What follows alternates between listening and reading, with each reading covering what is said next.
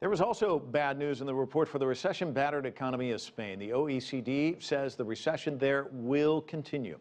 The jobless situation remains critical. Spain's unemployment rate stands at 26.3%, the second highest in the Eurozone after Greece. The total number of people looking for work stands at 4.7 million in August, with a drop of just, listen to this, 31 people. Even with those meager numbers, overall, the country's unemployment rate has now fallen for 6 straight months, and that's fueling hopes of recovery. So just how realistic are these hopes? Let's find out from Brian Beary. He's Washington correspondent of Europolitics. It's an EU affairs daily newspaper based in Brussels. 31 people. There's 4.7 million people still looking for jobs. Those numbers almost seem laughable. What do we make of those numbers? Well, it's certainly not wonderful news, but on the back of 5 years of awful news, people are thinking it perhaps is the beginning of the end of the worst. And I think with Spain, along with Greece, they were the two worst affected by the recession. And people are beginning to wonder, with 6 months where the unemployment levels are starting to drop, that maybe they're turning a corner finally.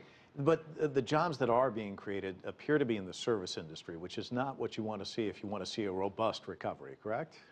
I think that at this point they'll take anything they can get in Spain.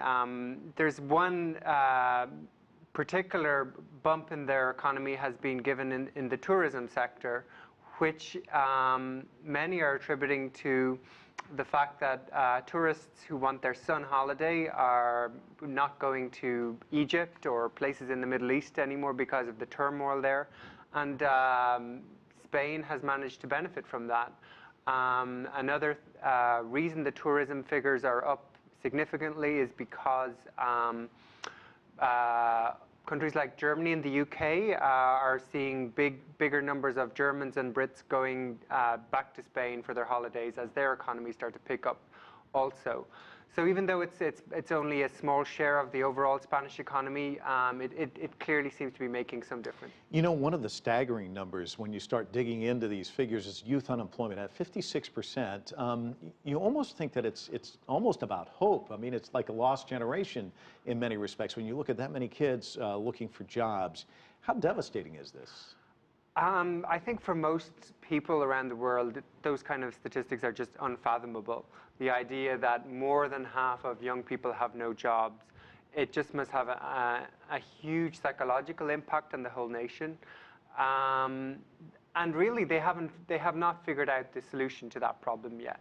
They've just about figured out why it has happened. One of the big causes of it has been poor education policy, in the sense that it's not that they're not educated, they're very educated people, but they didn't educate themselves in areas where the jobs were.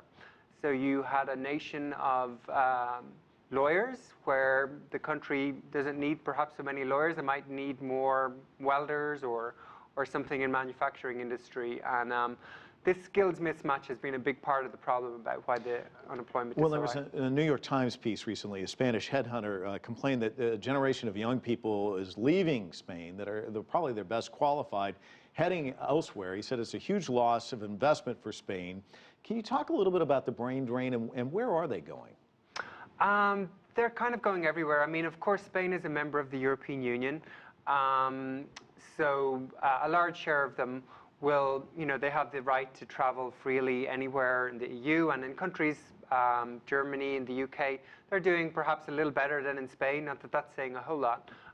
They may well go there, wages are a little higher. So they're kind of spread all over the place, but there are still obviously a lot in Spain too that have no job. Well, Brian Beary, thank you for coming in, giving us your analysis. Certainly appreciate it.